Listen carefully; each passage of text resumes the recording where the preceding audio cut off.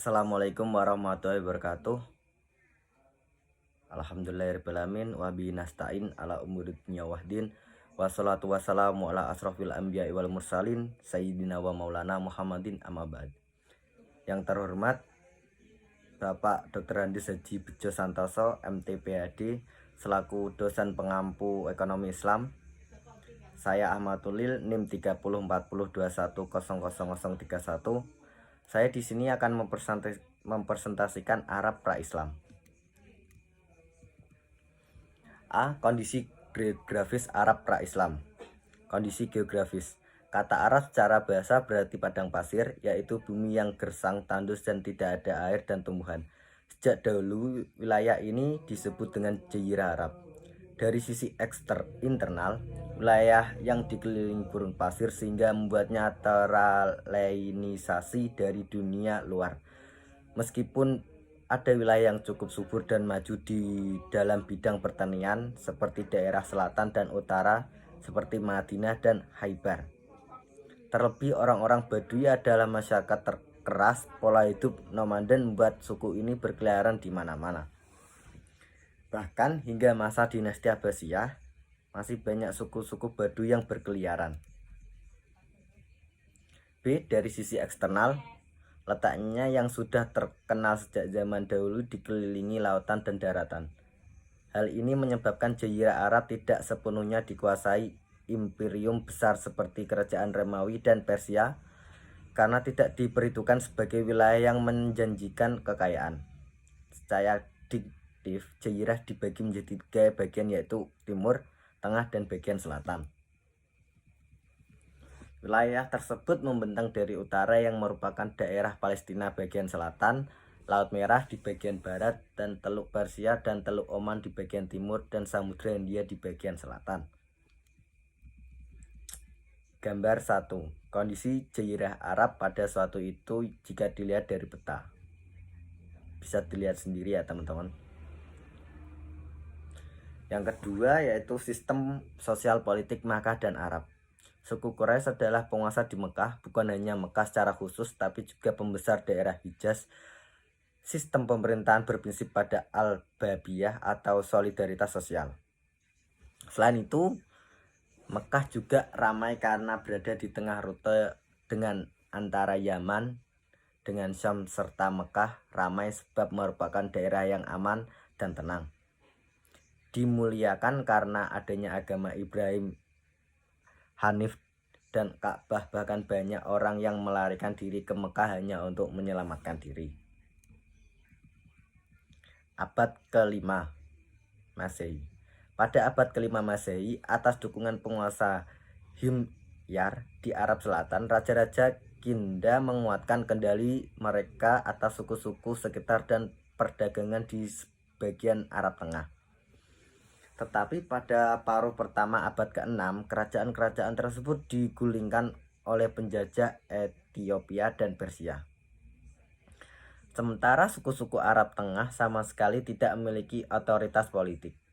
Salah satu kekuatan besar yang muncul saat itu kerajaan Ghassanid yang berada di daerah Suriah dan Lahmid di pembatasan Irak.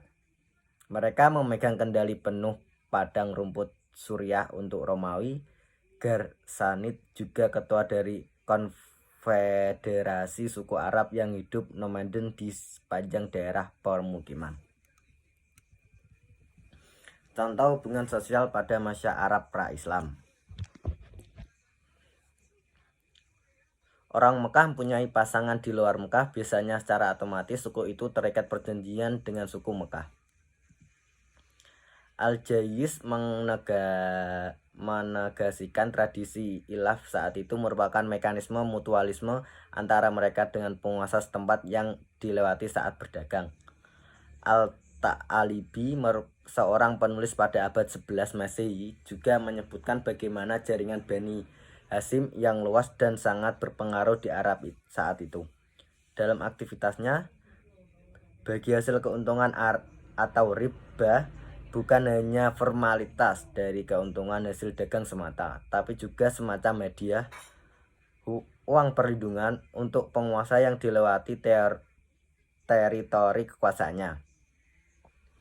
Transaksi ini sangat berbeda dengan hivaraj atau pemerasan yang memang terdapat di pasar-pasar Arab saat itu.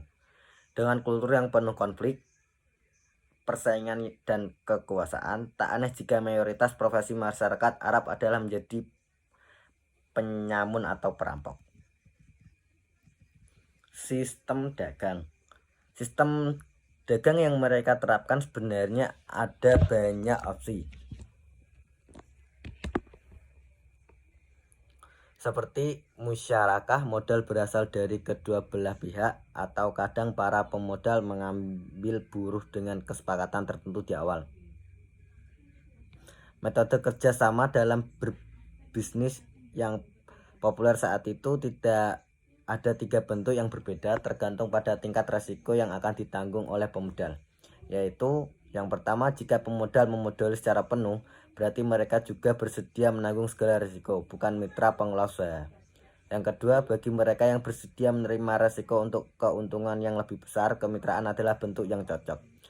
Yang terakhir, itu yang ketiga, bagi mereka yang tidak mau menerima risiko, pinjaman adalah solusinya.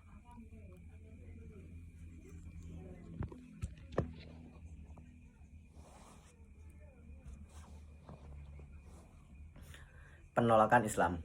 Menurut Abdul Kamir, alasan utama penolakan Islam oleh kalangan elit Mekah adalah alasan ekonomi. Hal itu karena Islam membawa ajaran memberagus kezaliman, salah satunya adalah larangan riba. Sedangkan riba adalah salah satu bisnis utama yang ditekuni elit Mekah pada saat itu. Sehingga kedatangan Islam secara langsung akan membahayakan perekonomian bangsawan Mekah. Hal ini juga yang logis menyebabkan pemeluk Islam di awal-awal mayoritas pemeluknya adalah golongan Buddha atau mutaba'afin. Riba. Jika ditelusuri lebih jauh, riba dibahas di 8 kali sebut dalam Al-Quran. Urutan ayat di atas adalah berdasarkan tahapan pengharaman riba dan secara kronologis, yaitu 1 kali dalam surat Ar-Rum ayat 39, An-Nisa ayat 161, Ali Imran ayat 130, 3 kali dalam Al-Baqarah ayat 275, 1 kali dalam Al-Baqarah ayat 276, 1 kali dalam surat Al-Baqarah ayat 278. Pengharaman riba terjadi secara evolutif, al-ta'rij, sama seperti pengharaman khamr.